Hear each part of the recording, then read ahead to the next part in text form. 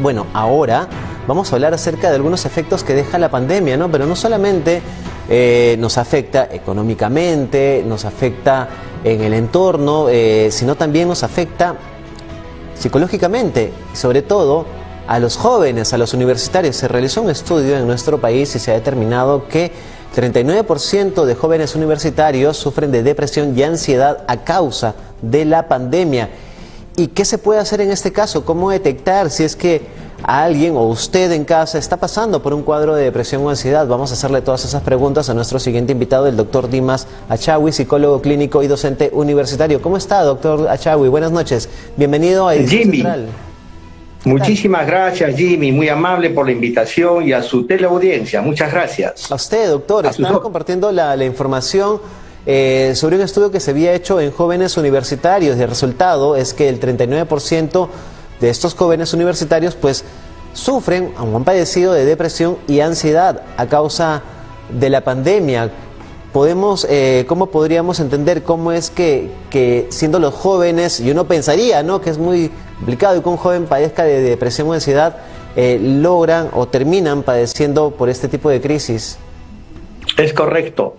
Lo que sucede es que esta investigación seria hecha por una universidad prestigiosa de nuestra ciudad, evidentemente ha evidenciado que los jóvenes universitarios están padeciendo síntomas de ansiedad y depresión. Pero la causa, el inicio de la pandemia, ¿de qué manera se presentó para todos? Niños, adultos, jóvenes, personas de la tercera edad, de manera abrupta. Primera condición. De manera abrupta significó en este momento, cuando nosotros estábamos confinados, nadie podía salir, nadie estaba preparado, ¿no es cierto?, para tomar una elección de esa naturaleza, que en este caso, por bioseguridad, el Estado determinó que teníamos que confinarnos, estar en nuestras casas.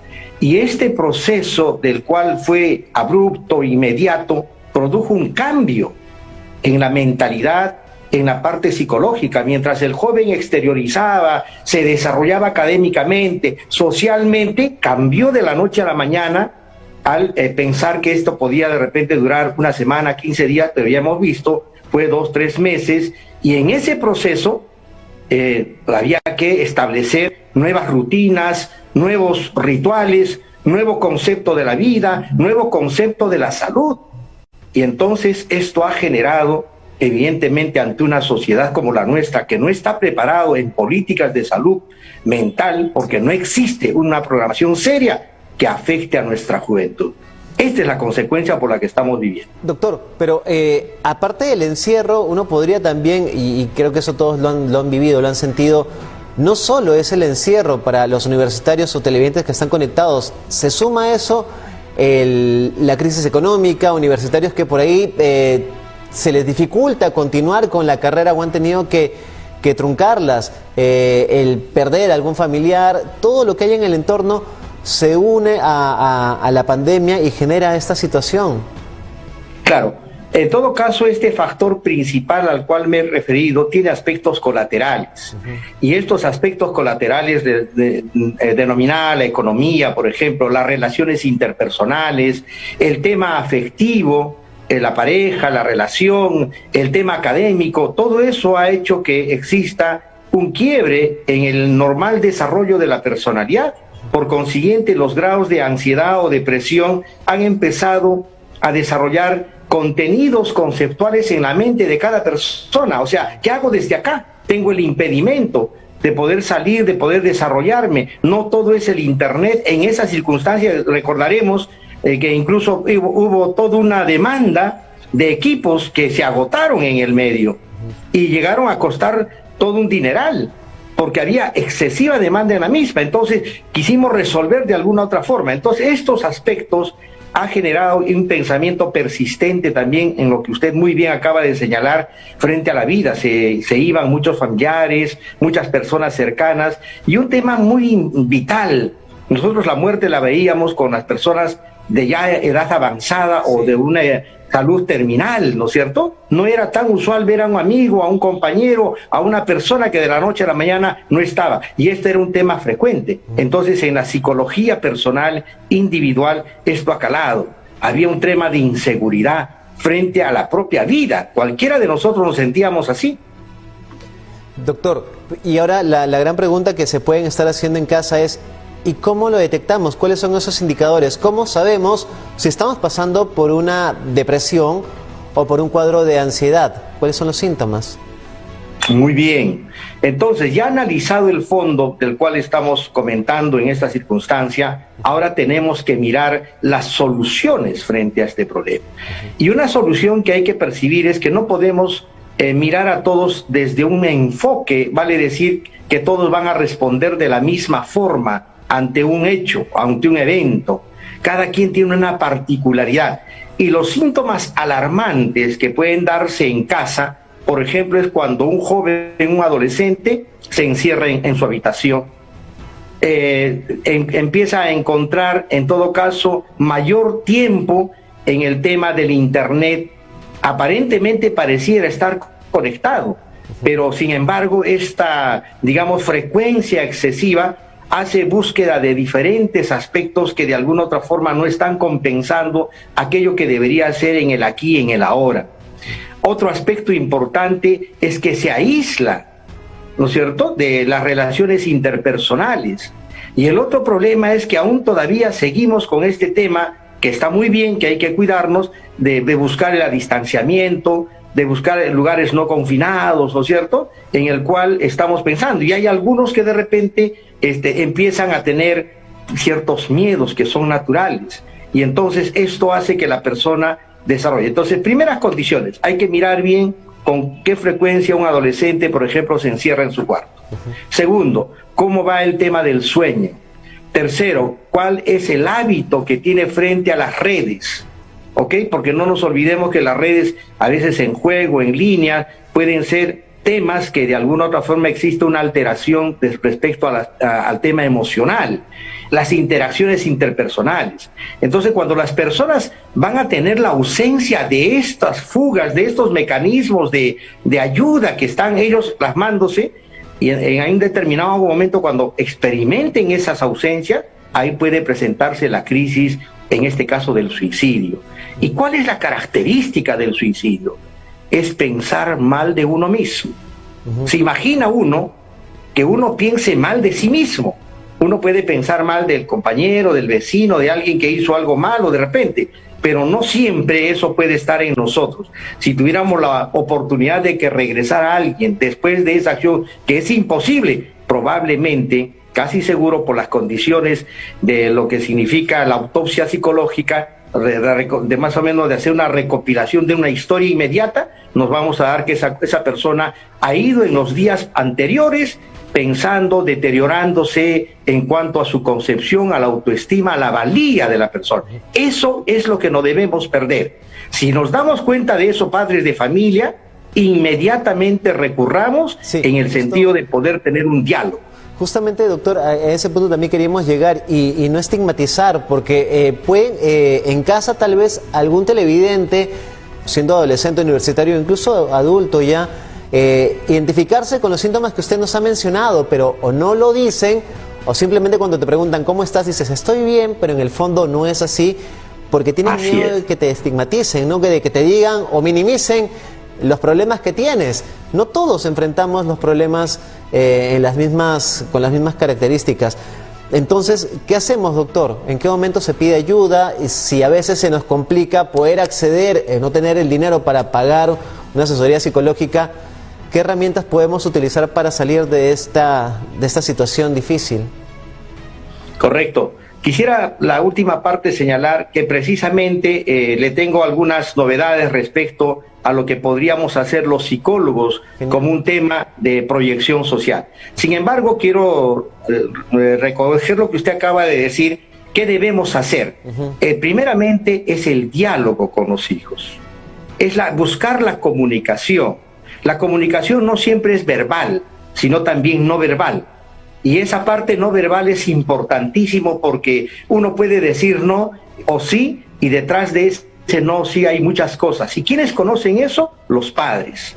El otro tema es la parte afectiva. Tenemos que empezar ahora, que ya está pasando, Dios mediante, este tema del virus, de la pandemia, ¿ok?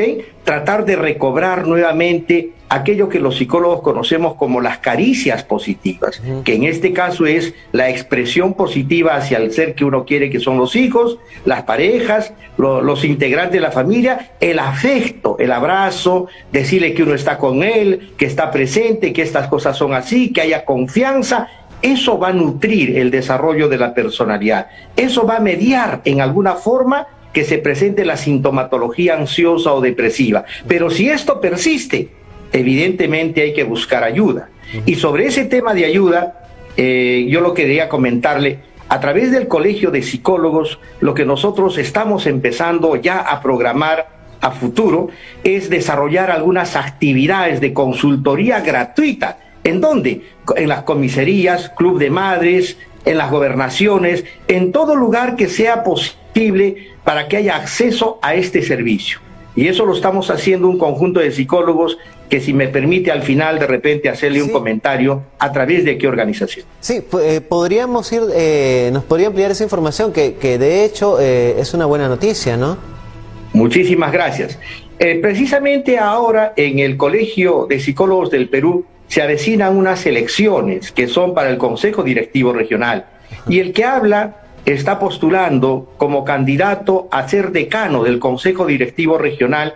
Yo espero que mis colegas que ya me conocen, gracias también por la adherencia y el apoyo, voten por mi persona y por la lista número 5 para implementar este tipo de actividades que me comprometo ante usted, ante la prensa, de implementarlas apenas yo llegue a la decanatura, de brindar asesoría gratuita con un conjunto de profesionales que somos más de 34,000 y en Lima 8,000, generar espacios psicológicos de atención inmediato en las comisarías, en las gobernaciones, en las municipalidades, donde sea posible y pueda la ciudadanía acceder inmediatamente a este tipo de consultas que sea en ayuda como un programa de atención social.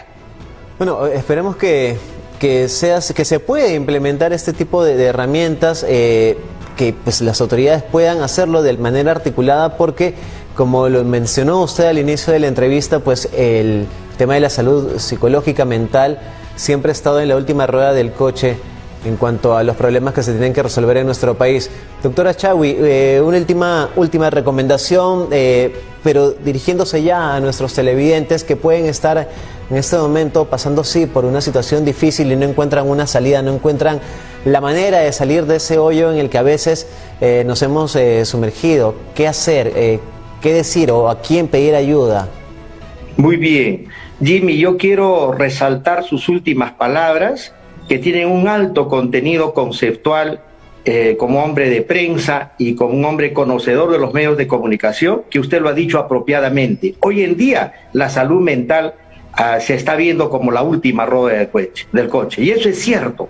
¿Por qué? Por decisiones políticas que el Estado, las instituciones deberían de asumir. Como eso no está presente, entonces salimos psicólogos de esta naturaleza, como estoy mencionando, a fin de dar algunos alcances a los padres de familia, a la sociedad en conjunto, tomar la salud psicológica mental como también una prioridad, así como que vamos al dentista, ¿no es cierto?, buscar ayuda. No esperemos que se presente la sintomatología. Si yo le contara casos que veo en la práctica clínica privada, evidentemente nos vamos a dar cuenta que muchas personas acumulan los problemas, y ya cuando se presenta, y a veces es un poco difícil, no el tratamiento sino el abordaje, nos damos cuenta y recién recurrimos. Entonces la salud mental tiene que ser preventivo, mi apreciado Jimmy, a fin que la sociedad pueda tener una adecuada atención en estos temas.